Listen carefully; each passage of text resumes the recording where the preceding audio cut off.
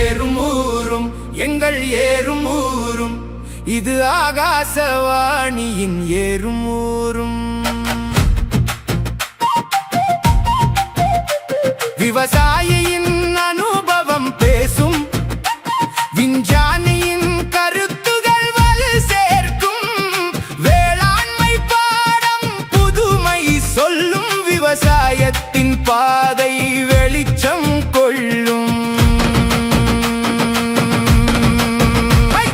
சாகுபடி தொழில்நுட்பம் தெரிந்து கொள்வோம், மானியங்கள் பற்றியும் அறிந்து கொள்வோம், வளமான நாளை உருவாக்குவோம், விவசாயம் காப்பதில் பெருமை கொள்வோம். ஏறுமூரும் எங்கள் ஏறுமூரும், இது ஆகாசவாணியின் ஏறுமூரும், எஃப்எம் ரெயின்போ கோவையின் ஏறுமூரும். வணக்கம் விவசாய பெருமக்களே. இன்றைய நமது ஏறும் ஊரும் நிகழ்ச்சியில் ஆகாஷவாணி கோயம்புத்தூர் வானொலி நிலையமும் கோயம்புத்தூர் தமிழ்நாடு வேளாண்மை பல்கலைக்கழகமும் இணைந்து நடத்தும் வளம் குன்றா அங்கக வேளாண்மை வானொலி வேளாண்மை பள்ளி பாடம் 2 அங்கக வேளாண்மையில் கலை மேலாண்மை உத்திகள் என்ற தலைப்பில் பாடம் நடத்துகிறார் கோயம்புத்தூர் தமிழ்நாடு வேளாண்மை பல்கலைக்கழகத்தின் நம்மாழ்வார் இயற்கை வேளாண்மை ஆராய்ச்சி மையத்தின் பேராசிரியர் மற்றும் தலைவர் முனைவர் பி. முரளி அர்த்தனாரி அவர்கள். இவர் கடந்த 22 வருடங்களுக்கு மேலாக தமிழ்நாடு வேளாண்மை பல்கலைக்கழகத்தில் பணிபுரிந்து வருகிறார். கலை மேலாண்மை விஞ்ஞானியாக வேளாண் மற்றும் தோட்டக்கலை பயிர்களுக்கான கலை மேலாண்மை தொழில்நுட்பங்களை 15க்கும் மேற்பட்ட பயிர் மற்றும் பயிர் திட்டங்களுக்கு உருவாக்கியுள்ளார். கலை செடிகள் மேலாண்மை சம்பந்தமாக பல வகையான செயல் விளக்க திடல்கள், கள ஆய்வு மற்றும் கைபேசி செயலி போன்றவற்றின் மூலமாக வேளாண் பெருமக்களுக்கு தொழில்நுட்பங்களை பரவச் செய்துள்ளார். 30க்கும் மேற்பட்ட உளவியல் சம்பந்தமான பாடத்திட்டங்களை இளங்கலை மாணவர்களுக்கும், 17க்கும் மேற்பட்ட பாடங்களை முதுகலை மற்றும் 7 பாடங்களை முனைவர் பட்டப்படிப்பு மாணவர்களுக்கும் பயிற்றுவித்துள்ளார். இவரது சீரிய முயற்சியில் வானூர்தி மூலமாக களைக்கொல்லிகளை கொண்டு கலை மேலாண்மை செய்யும் தொழில்நுட்பத்தை உளுந்து, மக்காச்சோளம் மற்றும் பச்சை பயிறு போன்ற பயிர்களுக்கு களை முளைக்கும் முன் மற்றும் களைச்செடிகள் முளைத்த பின் தெளிப்பது போன்ற நெறிமுறைகளை உருவாக்கியுள்ளார். பார்த்தீனிய செடிகளை களைக்கொல்லிகள் இல்லாமல் சூழலுக்கு உகந்த முறையில் கட்டுப்படுத்துவதற்கான தொழில்நுட்பத்தை உருவாக்கியுள்ளார். மேலும் அங்கக முறையில் களை நிர்வாகம் தொடர்பான தொழில்நுட்பங்கள் கத்தரி, மக்காச்சோளம், சூரியகாந்தி மற்றும் திணை போன்ற பயிர்களுக்கு உருவாக்கியுள்ளார். ஒருங்கிணைந்த கலை மேலாண்மை உத்திகளானது நெல், மக்காச்சோளம், சோளம், சிறுதானியங்கள், கத்தரி, பருத்தி, ராகி, சூரியகாந்தி, நிலக்கடலை, பச்சை பயிறு, உளுந்து மற்றும் பயிர் செய்யப்படாத நிலங்களில் உள்ள பார்த்தீனியம், அருகு, கோரை மற்றும் பிற களைச்செடிகளுக்கு உருவாக்கியுள்ளார். இவருடைய ஆராய்ச்சியின் பயனாக இதுவரை 9 காப்புரிமையை இந்திய அரசாங்கத்திடமிருந்து பெற்றுள்ளார். அவற்றுள் ட்ரோன் உதவியுடன் களை மேலாண்மை, கோரை கிழங்கு சேகரிக்கும் இயந்திரம், களைக்கொல்லி மருந்து உருளைகள் போன்றவை மிக முக்கியமானதாகும். இவரது சீரிய முன்னெடுப்பாலும் பலவிதமான வேளாண்மை சம்பந்தமான தொழிற்சாலைகளுடன் பொது மற்றும் தனியார் கூட்டாண்மை கருத்தில் பல வகையான ஆராய்ச்சி திட்டங்களை மேற்கொண்டுள்ளார்.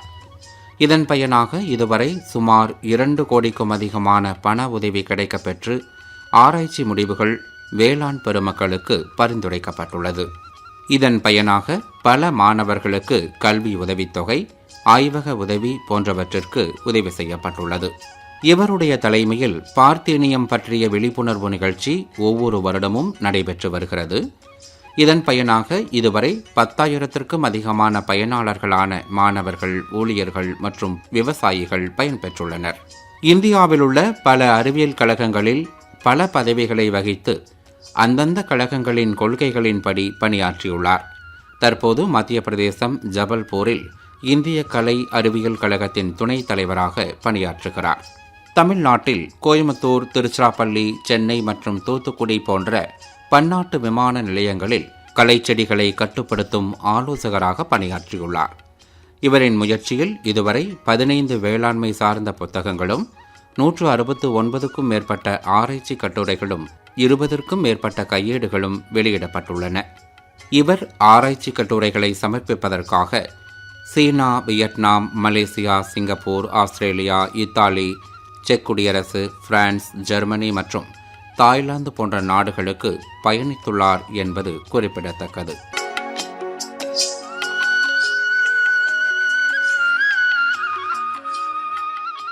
நிகழ்ச்சியை கேட்போமா?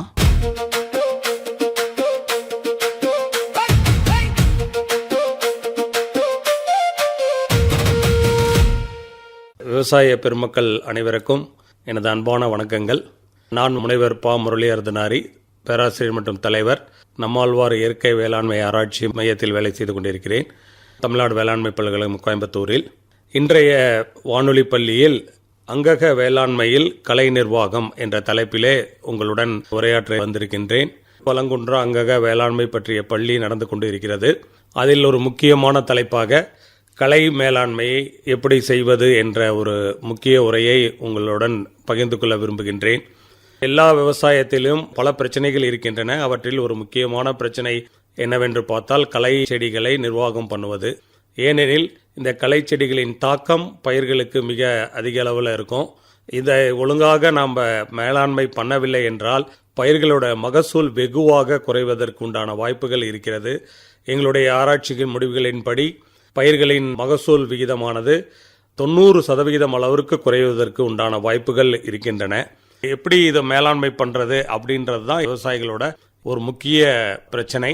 நிறைய விஷயங்கள் கலை மேலாண்மையில் ஆராய்ச்சி மூலயமாக நிறைய தொழில்நுட்பங்களை கண்டுபிடிச்சிருக்காங்க. நார்மலாக உரங்கள் போட்டு விவசாயம் பண்ணக்கூடிய நிலங்களில் இந்த களைக்கொல்லி என்ற ஒரு மருந்தை தெளித்து களைகளை ஈஸியாக கட்டுப்படுத்தி விடுகிறார்கள். ஆனால் இந்த அங்கக வேளாண்மையில் பார்த்தீங்கன்னா நம்ம எந்த மருந்தையும் பயன்படுத்தி இயற்கையை கெடுப்பதில்லை. அதற்கு பதிலாக மருந்தே தெளிக்காமல் இந்த களைகளை எப்படி கட்டுப்படுத்தலாம் அப்படின்ற உத்திகளை சொல்வதற்கு தான் இந்த வகுப்பு உரையாற்றுகின்றேன். அதற்கு முன்னாடி ஒரு சில விஷயங்கள், கலை என்றால் என்ன, அது ஏன் இவ்வளவு நாள் உலகத்தில் இருந்து கொண்டிருக்கிறது, ஏன் அதை முழுமையாக கட்டுப்படுத்த முடிவதில்லை போன்ற விஷயங்களை உங்களுடன் பகிர்ந்து கொள்கிறேன். கலை என்றால் உங்களுக்கு நன்றாக தெரியும், பயிரை தவிர மற்ற எந்த செடிகள் இருந்தாலும் அதை நம்ம கலை தாவரங்கள் என்றுதான் கூறுகிறோம். இந்த கலை தாவரங்களுக்கு ஏன் அவ்வளவு முக்கியத்துவம் கொடுக்கணும்னா, எல்லாத்துக்கும் தெரியும் நம்ம பயிருக்கு இடக்கூடிய முக்கியமான இடுபொருட்களாகிய உரங்கள், சத்துக்கள், நீர், சூரிய ஒளி, இது எல்லாத்தையும் இந்த களை செடிகள் எடுத்து வேகமாக வளருவதால் பயிர்களுக்கு உண்டான சத்துக்களும் நீர், சூரிய ஒளியும் கிடைக்காதனால் மகசூல் இழப்பு ஏற்படுகிறது. எனவே இந்த களை செடிகளை வெகுவாக நம்ம மேலாண்மை பண்ண வேண்டிய கட்டாயத்தில் இருக்கிறோம். அப்படி இந்த களை செடிகளை பார்த்தீங்கன்னா சில முக்கியமான பயிர்களை விட மிக அதிதீவிரமான பண்புகள் இந்த களை செடிகள் கொண்டுள்ளது. உதாரணத்துக்கு சொல்லணுமா, எல்லா களை செடிகளும் அதிகமான விதை உற்பத்தி பண்ணக்கூடிய களை செடிகள். உதாரணத்துக்கு விசப்பூண்டு சொல்லக்கூடிய பார்த்தினியம் பார்த்தீங்கன்னா ஒரு செடியில கிட்டத்தட்ட 10,000 15,000 விதைகள் உருவாக்கக்கூடிய செடிகள் ஆகும். எங்களுடைய ஆராய்ச்சி முடிவில் கண்டுபிடிச்சது என்னன்னா, 1 மீட்டர் ஸ்கொயர், ஒரு சதுர மீட்டர் ஏரியால 5,000 to 15,000 விதைகள் இருக்கும். பார்த்தினியம் ஒரு செடியே இவ்வளவு விதைகள் உருவாக்குதுன்னா பல வகையான களைகள் இருக்கு. ஒவ்வொரு களையும் பல ஆயிரக்கணக்கான விதைகளை உருவாக்கும். அதனால பார்த்தீங்கன்னா இந்த உலகத்தில் இந்த களை செடிகளில் இருக்கக்கூடிய சூழ்நிலை இருந்து கொண்டே இருக்கிறது. இதனால தான் இந்த பயிர் செய்யக்கூடிய இடங்கள்ல பெரிய பாதிப்புகளை உருவாக்குறது. இதனால என்னென்ன பாதிப்பு அப்படின்னு பார்த்தீங்கன்னா, இந்த களை செடிகள்னால இது பயிருக்கு உண்டான சத்தை எடுத்துக்கிறதுன்னு ஏற்கனவே நாம் சொல்லியிருக்கோம். அது மட்டும் இல்லாமல் அதிகமான களை செடிகள் இருந்துச்சுன்னா சில வகையான பயிர்களை நம்ம பயிர் பண்ணவே முடியறதில்ல. அது மட்டும் இல்லாமல் பல பருவ களைகள், சில களைகள் இருக்கு. உதாரணத்துக்கு அருகு, கண்டங்கத்திரி போன்ற நிரந்தர களைகள்லாம் இருக்கிறப்ப பார்த்தீங்கன்னா நிலத்தில் எதுவுமே பண்ண முடியாத ஒரு சூழ்நிலைகளை உருவாக்கும். அது மட்டும் இல்லாமல் மிக முக்கியமான பிரச்சனை பார்த்தீங்கன்னா, இந்த பூச்சி பூஞ்சானத்துக்கு இந்த களை செடிகள் ஒரு தங்குமிடமா இருக்கிறதுனால இந்த களை செடிகள் வெகு பாதிப்புகளை பயிர் நிலங்களில் ஏற்படுத்துது. அது மட்டும் இல்லாமல் ஏற்கனவே நான் சொன்ன அதிகமான விதை உற்பத்தி பண்ணக்கூடிய குணாதிசயம் மட்டும் இல்லாமல் இது அதிக உறக்க நிலை, எந்த ஒரு கால சூழ்நிலையிலும் வளரக்கூடிய பண்பு, இந்த மாதிரிலாம் இருக்கிறதுனால இந்த உலகத்தில் இந்த களை செடிகள் இருந்து கொண்டே இருக்கிறது. அதனுடைய தாக்கமும் இருந்து கொண்டே இருக்கிறது. இப்படி இருக்கிறப்ப இந்த களை செடிகளை எப்போ சார் கட்டுப்படுத்துறது, எப்படி சார் கட்டுப்படுத்துறது, அதை முழுக்க முழுக்க கட்டுப்படுத்தணுமா, இல்லை நம்ம ஒரு குறிப்பிட்ட அளவுக்கு மட்டும் குறிப்பிட்ட காலம் மட்டும் கட்டுப்படுத்திட்டு விடலாமான்னா கண்டிப்பாக எல்லா பயிர்களிலுமே பயிர் அறுவடை செய்யும் வரைக்கும் நம்ம களைகளை கட்டுப்படுத்த தேவையில்லை. அது பார்த்தீங்கன்னா களை செடிகளுக்கும் பயிர்களுக்கும் இடையே போட்டி காலம்னு ஒன்று இருக்கு. உதாரணத்துக்கு பொதுவான ஒரு விதி என்னன்னு பார்த்தீங்கன்னா, ஒரு பயிரோட வயசுல 1/3 பங்கு களை இல்லாமல் பார்த்துக்கிட்டோமாவே அந்த பயிர் நல்ல ஒரு மகசூல் கொடுக்கக்கூடிய திறன் படைத்ததா மாறுது.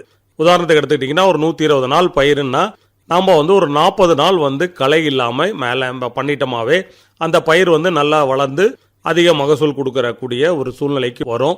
அதனால கடைசி வரைக்குமே அறுவடை பண்ணுற வரைக்குமே களை மேலாண்மை பண்ணுறது தேவையில்லாத ஒரு விஷயம். அதிக செலவு தான் பிடிக்குமே ஒழிய இந்த போட்டி காலங்கள் வரைக்கும் களைகள் இல்லாமல் பார்த்து கொள்வது மிக மிக ரொம்ப அவசியம்.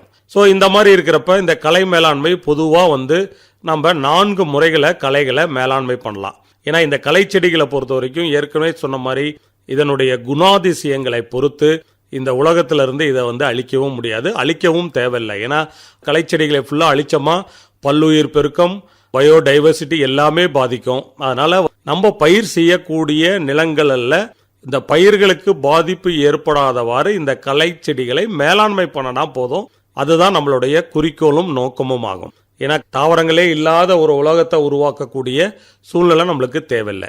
ஸோ அந்த சூழ்நிலையில் இந்த அங்கக வேளாண்மை முறைகளில் எப்படி களை செடிகளை கட்டுப்படுத்தலாம் அப்படின்னா, பொதுவாக நான் ஏற்கனவே சொன்ன மாதிரி 4 முறைகளில் களைகளை கட்டுப்படுத்தலாம். ஒன்று கட்டுக்கோப்பான பயிர் சாகுபடி முறைகள் மூலயமாகவும், 2வது இயந்திரங்களை கொண்டு களைகளையும் கட்டுப்படுத்தலாம், 3வதாக களை கொல்லிகளை கொண்டு களைகளை கட்டுப்படுத்தலாம், 4வதாக உயிரியல் முறைகளை கொண்டு களைகளை கட்டுப்படுத்தலாம். இந்த 4 முறைகளில் களைக்கொல்லிகளை கொண்டு அங்கக வேளாண்மையில களை கட்டுப்பாடு பயன்படுத்துவதே கிடையாது, நம்ம பரிந்துரைக்கிறதும் கிடையாது. அதை தவிர ஒரு கட்டுக்கோப்பான பயிர் சாகுபடி முறைகள் மூலயமாக நம்ம களைகளை கட்டுப்படுத்தலாம். அதுக்கு பார்த்தீங்கன்னா தூய பயிர் விதைகள், சரியான சர்டிஃபைடு விதைகளை நம்ம வாங்கி அதுக்கு பயன்படுத்த வேண்டும். அந்த மாதிரி பயன்படுத்தி கரெக்டான இடைவெளியுடன் சரியான நீர்ப்பாசன முறைகளுடனும் சரியான நன்கு மக்கிய தொழு உரங்களை இடுவதன் மூலமாகவும் நாம் ஓரளவுக்கு களை கட்டுப்பாடை பயன்படுத்தலாம். அது மட்டும் இல்லாமல் கோடை மேய்ச்சல், கோடை உழவு கேள்விப்பட்டிருப்பீங்க. ஏன்னா கோடை காலங்களில் உழவு செஞ்சு அதை களை விதைகளை சூரிய வெளிச்சத்துக்கு உட்படுத்தி பறவைகள்லாம் அந்த விதைகளை பொறுக்கிட்டு போகிற மாதிரி இருக்கிறதுல கொஞ்சம் களைகளோட தாக்கத்தை குறைக்கலாம். அது மட்டும் இல்லாமல் கோடை மேய்ச்சல் மூலயமாகவும் கட்டுப்படுத்தலாம். என்னன்னா கோடை காலங்களில் தரிசு நிலங்கள்லாம் இருக்கிறப்ப ஆடு மாடுகளை மேய்க்க விடுறதுனால இந்த களை செடிகளை கண்டிப்பாக இந்த உயிரினங்கள் சாப்பிட்ரும். அதனால களை செடிகளோட தாக்கம் குறையும். அது மட்டும் இல்லாமல் கரெக்டான முறையில் தண்ணி நீர் நிர்வாகம் அது ரொம்ப முக்கியம் களை செடி வளராமல் தடுப்பதற்கு.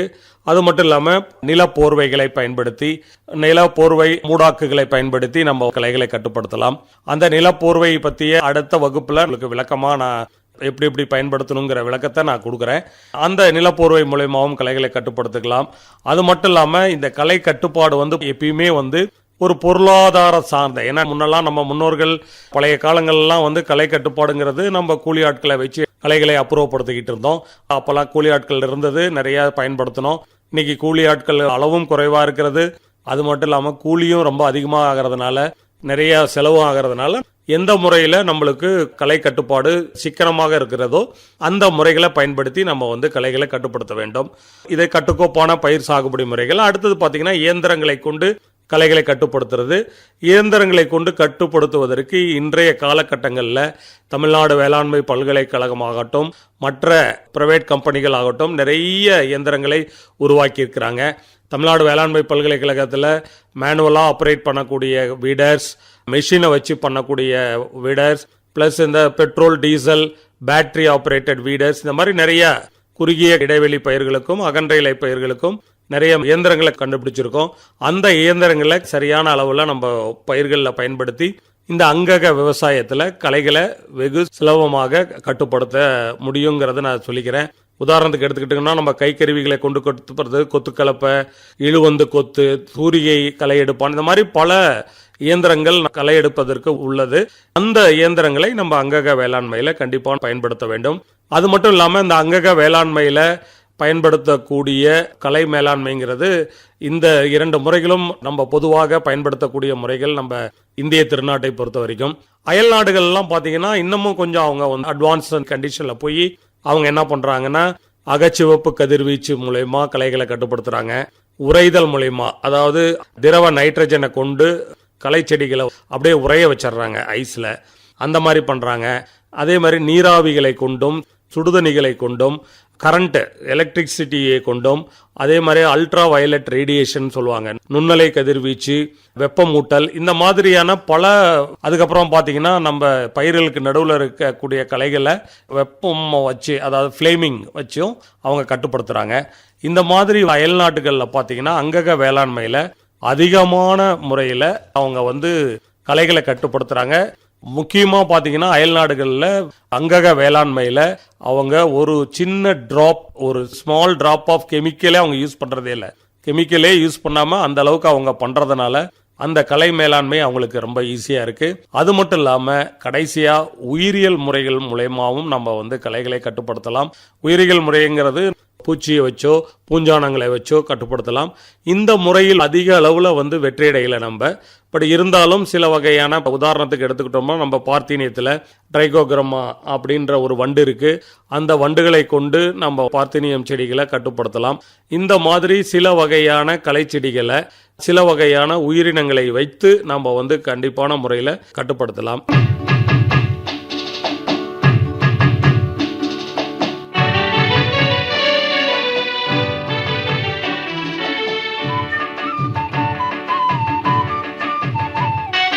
ஆகாசவாணி FM 103 நீங்கள் கேட்டுக்கொண்டிருக்கும் இந்த நிகழ்ச்சி ஏறும் ஊரும்.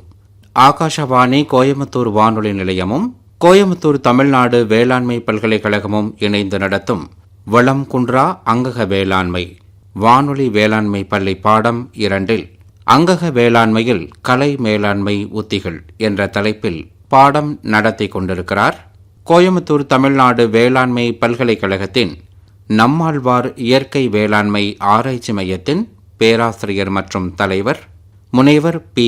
முரளி அர்த்தனாரி அவர்கள். அது மட்டும் இல்லாமல் இந்த அங்கக வேளாண்மையில் களை கட்டுப்படுத்துறதுக்கு உயிரி களைக்கொல்லி அப்படின்னு ஏதாவது இருக்கா அப்படின்றது நம்ம விவசாயிகள் நிறைய கேள்வி கேட்டுட்டு இருக்காங்க. இந்த உயிர் களைக்கொல்லி பற்றிய ஆராய்ச்சிகள் நடந்து கொண்டு இருக்கின்றன. பயோ ஹெர்பிசைட் தயாரிக்கிறதுக்கு உண்டான ஆராய்ச்சிகளை தமிழ்நாடு வேளாண்மை பல்கலைக்கழகம் மிக சிரத்தையோடு அதை வந்து செய்து கொண்டு வருகிறோம். ஏன்னா ஒரு விஷயம் வந்து எல்லா விவசாயிகளும் புரிஞ்சுக்கணும். களைங்கிறதும் ஒரு தாவரம் தான், நம்ம பயிரும் ஒரு தாவரம் தான். ஒரு வயல்ல ஒரு தாவரத்தை பொழைக்க வச்சு ஒரு தாவரத்தை சாகடிக்கணும். அது வந்து செயற்கையா பண்றது மிக மிக சுலபம். இயற்கையா வந்து ஒரு தாவரத்தை பொழைக்க வச்சு ஒரு தாவரத்தை சாகடிக்கிறதுங்கிறது கொஞ்சம் மிக சவாலான விஷயம்.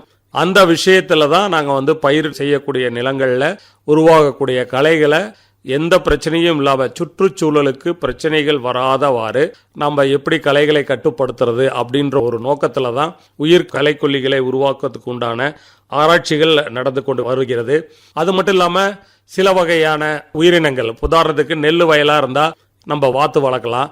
வாத்து வளர்த்தோமா அந்த வாத்து வந்து ஒரு ஏக்கருக்கு 20 to 30 வாத்துகளை ஒரு 4 நாளைக்கு ஒரு தடவை நெல் வயலில் விடுறதுக்கு மூலயமா வெகுவாக நம்ம வந்து களைகளை கட்டுப்படுத்துறதுக்கு வாய்ப்புகள் இருக்கிறது. அது மட்டும் இல்லாமல் சில வகை மீன்கள் தாவரங்களை உட்கொள்கின்றன. அந்த மாதிரியான மீன்களை நம்ம வந்து நெல் வயல்களை வளர்த்துறப்ப அதையும் வந்து கண்டிப்பாக களை செடிகளை கட்டுப்படுத்துறதுக்கு உண்டான வாய்ப்புகள் மிக அதிகமாக உள்ளது. எனவே இந்த அங்கக வேளாண்மையில் எந்த ஒரு கலை மேலாண்மையுமே முக்கியமாக விவசாயிகள் தெரிஞ்சு கொள்ள வேண்டியது என்னன்னா, ஏன்னா இது அதிகமான விதை உற்பத்தி பண்ணக்கூடிய செடிகளாக இருக்கிறதுனால நம்ம வந்து எந்த ஒரு களை செடியுமே அது பூக்கிறதுக்கு முன்னாடி அதை வந்து நம்ம கண்டிப்பான முறையில் அந்த களை தாவரங்களை பிடுங்கி போட்டுறணும் அப்படின்றது ரொம்பவும் ஒரு முக்கியமான விஷயம். எனவே இந்த அங்கக வேளாண்மையில் முக்கியமாக கலை மேலாண்மைங்கிறது கட்டுக்கோப்பான பயிர் சாகுபடி பண்ணுற மூலயமாகவும் இயந்திரங்களை கொண்டும் உயிரியல் முறைகள் கொண்டும் கட்டுப்படுத்தலாம்.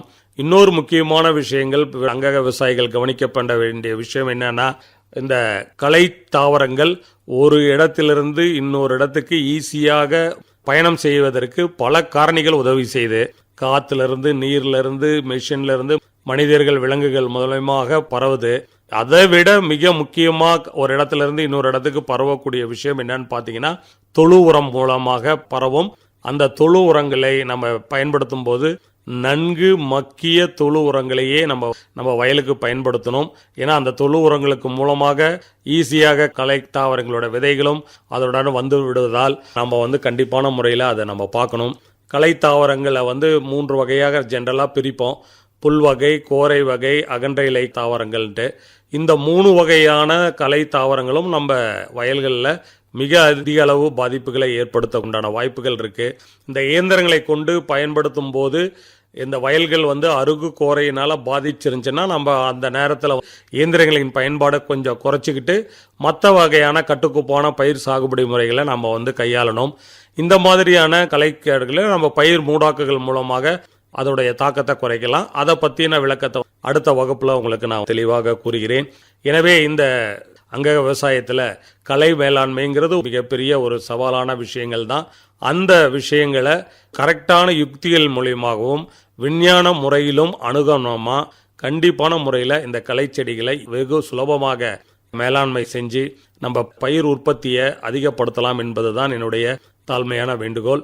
எனவே இந்த கலை பற்றிய ஒரு புரிதல் எல்லா அங்க விவசாயிகளும் புரிஞ்சுக்கணும். ஏன்னா நிறைய விவசாயிகளோட நினைப்பு என்னன்னா களைகளை கட்டுப்படுத்திக்கிட்டே இருக்கோம், ஆனால் திரும்ப திரும்ப வந்துக்கிட்டே இருக்குதுங்கிற ஒரு குறை. அதுக்கு காரணம் என்னன்னா அதோடைய விதை உற்பத்தி திறனால தான் அதிகமான களைகள் இருந்து கொண்டே இருக்கிறது. எனவே அந்த விதை உற்பத்தி திறனை குறைப்பதற்கு உண்டான யுக்திகளை நாம் கையாண்டமே ஆனால் இந்த அங்கக வேளாண்மையில் கலை மேலாண்மைங்கிறது ஒரு எளிமையான தொழில்நுட்பமாகும். இன்னொரு விஷயத்தையும் மனதில் வச்சுக்கோங்க, பயிர்களுக்கும் களைகளுக்கும் உள்ள போட்டி காலத்துக்குள்ள எடுத்தா போதும், கடைசி வரைக்கும் கலை மேலாண்மை செய்ய தேவையில்லை. இந்த அங்கக கலை மேலாண்மையில் நான் முக்கியமாக ஒரு விஷயம் சொன்னேன், நீர் நிர்வாகமும் மிக முக்கியமான விஷயம் கலை மேலாண்மையில். நீர் நிர்வாகம் பார்த்தீங்கன்னா உதாரணத்துக்கு நம்ம நேரடி நெல் சாகுபடியில் இப்போ இந்தியாவில் இருக்கக்கூடிய மிகப்பெரிய ஒரு சவால் என்னன்னு பார்த்தீங்கன்னா இந்த களை செடிகள் அதிகமாக உருவாகிறது. நம்ம தமிழ்நாட்டிலே ஆகட்டும் மற்ற மாநிலங்களே ஆகட்டும் இந்த ட்ரெடிஷ்னல் பழங்கால நெல் வகைகளையே விவசாயிகள் அங்கக விவசாயத்தில் பயன்படுத்தி வராங்க. அதே நேரத்தில் அதிகமான களை விதைகள் நம்ம மண்ணில் இருக்கிறதுனால இந்த ட்ரெடிஷ்னல் வெரைட்டிஸ்லேயும் ரகங்கள்லையும் பார்த்தீங்கன்னா பழங்கால ரகங்களையும் பார்த்தீங்கன்னா நிறைய களைகள் தாக்கம் அதிகமாக இருக்குது. ஒரு முக்கியமான முறை பார்த்தீங்கன்னா நீர் நிர்வாகத்தை கொண்டு நம்ம அந்த களைகளோட தாக்கத்தை கொஞ்சம் வெகுவாக குறைக்கலாம்.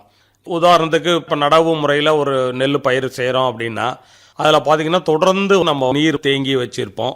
அதனால் களைகள் உற்பத்தி கொஞ்சம் அங்கே குறைஞ்சிருக்கும். நீர் வசதி அதிகமாக இருக்கிற இடத்துல பார்த்தீங்கன்னா சேறு நல்லா கலக்கி நெல்லை பயிரிடுவதன் மூலமாக களை பாதிப்பிலிருந்து ஓரிரு ஆண்டுகள் நிவாரணம் நம்மளுக்கு கிடைக்கும். அந்த மாதிரி ஈரமும் மித வெப்பமும் நல்ல சூரிய ஒளி உள்ள வயலில் அதிகமான புல்வகை களைகள் முளைக்கும். இந்த வயலில் பார்த்தீங்கன்னா 5 முதல் 10 சென்டிமீட்டர் அளவுக்கு தொடர்ந்து தண்ணி தேங்கி இருக்கிறதுனால இந்த புல்வகை களைகள் வெகுவாக கட்டுப்படுத்தலாம். அது மட்டும் இல்லாமல் வயலில் தொடர்ந்து 15 சென்டிமீட்டருக்கு மேலே நீர் தேங்குவதால் அந்த கோரையோட கட்டுப்பாடும் மிக அதிகமாக இருக்கும். ஏன்னா நான் ஏற்கனவே சொன்ன மாதிரி இந்த அருகு கோரைகள் தான் பெரிய அளவுக்கு தாக்கத்தை நம்ம பயிர்களுக்கு கொடுக்கும். இது எல்லாமே அதோட தண்டு மூலமாகவும் கிழங்கு மூலமாகவும் இது அதோடைய பெருக்கத்தை அதிகப்படுத்தும் வயல்களில். அதனால் இதை கட்டுப்படுத்துறது ஒரு மிகப்பெரிய ஈவன் உரங்கள் போட்டு பயன்படக்கூடிய விவசாயத்தில் களைக்கொல்லிகளை கொண்டு கட்டுப்படுத்த முறையில் கூட விவசாயிகள் இந்த அருகு கோரையை கட்டுப்படுத்துறதுக்கு மிக சிரமமான ஒரு சூழ்நிலையே இருக்கிறது. அதை நம்ம அங்கக விவசாயத்தில் மருந்தே பயன்படுத்தாமல் இந்த அருகு கோரைகளை கட்டுப்படுத்தணும்னா ஒரே முறை என்னன்னு பார்த்தீங்கன்னா அது முக்கியமாக நம்ம நெல் வயல்களில் இந்த மாதிரி தண்ணீரை தேர்த்து வைப்பதனால நம்ம அதை ஒரு அளவுக்கு கட்டுப்படுத்தலாம். ஏன் அருகு கோரையெல்லாம் இவ்வளோ அதிகமாக இருக்கு அப்படின்னு பார்த்தீங்கன்னா கோரையை பொறுத்த வரைக்கும் ஒரு தாய் செடியிலிருந்து கிட்டத்தட்ட 15-16 செய்கிழங்குகள் உருவாகும். அதனால அது ஒரு செயின் மாதிரி சங்கிலி தொடர் மாதிரி அது மண்ணுக்கு அடியில் இருக்கும். ஸோ அந்த மாதிரி மண்ணுக்கு அடியில் இருக்கிறதுனால நம்ம என்ன பண்ணுறோம்னா நிலம் உழவுறப்போ ஒவ்வொரு உழவுக்கும் ஒவ்வொரு சங்கிலி கட்டாயிச்சுன்னா அந்த ஒவ்வொரு செடியும் அதிகமான அளவுக்கு செடி உருவாக்குறதுக்கு உண்டான வாய்ப்புகள் ஏற்படுத்துகிறது. அதனால தான் இந்த அருகு கோரை வந்துருச்சுன்னா அதை கட்டுப்படுத்துறதுக்கு மிக கஷ்டமான போயிடும். அடுத்த முக்கியமான ஒரு விஷயம் என்னன்னு பார்த்தீங்கன்னா இந்த அங்கக வேளாண்மையில் ஊடுபயிர்களை கொண்டு நம்ம களைகளை ஓரளவுக்கு கட்டுப்படுத்தலாம். பொதுவாக ஊடுபயிர்கள் என்னன்னு பார்த்தீங்கன்னா, நம்ம பயிர் வகை பயிர்களில் பயன்படுத்துவோம்.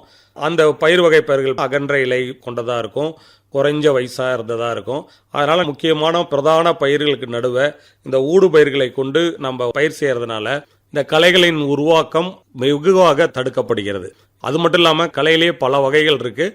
அதிலும் முக்கியமான இந்த ஒட்டுண்ணி களைகள்லாம் இந்த ஊடுபயிர்களால் அதிகமாக கட்டுப்படுத்தலாம். இப்போ உதாரணத்துக்கு கரும்பு விவசாயிகள்லாம் இந்த சுடுமல்லின்னு ஒரு ஒட்டுண்ணி களை இருக்குது. அந்த களை கரும்பு நடவு செஞ்சு 45-50வது நாளில் முளைக்க ஆரம்பிச்சிடும். அதை முளைச்சி அந்த பயிர் கரும்போட வளர்ச்சியை வெகுவாக பாதிக்கும். ஸோ இந்த மாதிரியான தருணங்களில் பயிர் வகை பயிர்களை ஊடுபயிர்களாக நம்ம செய்கிறப்ப கண்டிப்பாக ஒட்டுண்ணி களைகளை வெகுவாக கட்டுப்படுத்தும். இது அங்கக முறையில் கரும்பு விவசாயம் பண்ணக்கூடியவங்களுக்கு இது ஒரு முக்கியமான விஷயம். இந்த ஒட்டுண்ணி களைகளை எல்லா இடத்துலையும் இருக்கிறதில்ல, சில இடத்துலலாம் இருக்கும். இருக்கக்கூடிய இடத்துங்களில் இந்த மாதிரி பயிர் வகை பயிர்களை பயன்படுத்துறதுனால ஊடுபயிராக வெகுவாக நம்ம அந்த ஒட்டுண்ணி களைகளை குறைக்கலாம். அது மட்டும் இல்லாமல் இந்த மாதிரி ஊடுபயிர்கள் மூலியமாகவும் நம்ம நிலங்களில் மூடாக்குகளை பயன்படுத்தியும் இந்த மாதிரி அங்கக வேளாண்மையில் பயிர் கட்டுக்கோப்பு சாகுபடி முறைகள் மூலமாகவும் இயந்திரங்களை கொண்டும் இந்த மாதிரி பல முறைகள் இருக்கிறது. இந்த முறைகளில் எந்தெந்த முறைகள்லாம் உங்களுக்கு உகந்ததா உங்கள் சூழ்நிலைக்கு தகுந்த மாதிரி இருக்கிறதோ அதுக்கு தகுந்த மாதிரி பயன்படுத்தி இந்த அங்கக விவசாயத்தில் அதிகமான பயிர் உற்பத்தி பெற்றிட வேண்டும் என்று கேட்டுக்கொண்டு இந்த வகுப்பை மிக நுணுக்கமாக கேட்டறிந்து கொண்ட அனைத்து வேளாண் பெருமக்களுக்கும் எனது நன்றியை தெரிவித்துக் கொண்டு விடைபெறுகிறேன். நன்றி, வணக்கம்.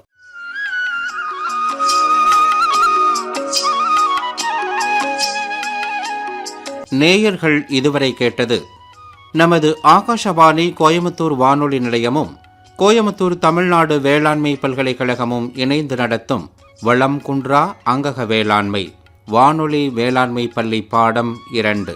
இதில் அங்கக வேளாண்மையில் கலை மேலாண்மை உத்திகள் என்ற தலைப்பில் பாடம் நடத்தினார் கோயமுத்தூர் தமிழ்நாடு வேளாண்மை பல்கலைக்கழகத்தின் நம்மாழ்வார் இயற்கை வேளாண்மை ஆராய்ச்சி மையத்தின் பேராசிரியர் மற்றும் தலைவர்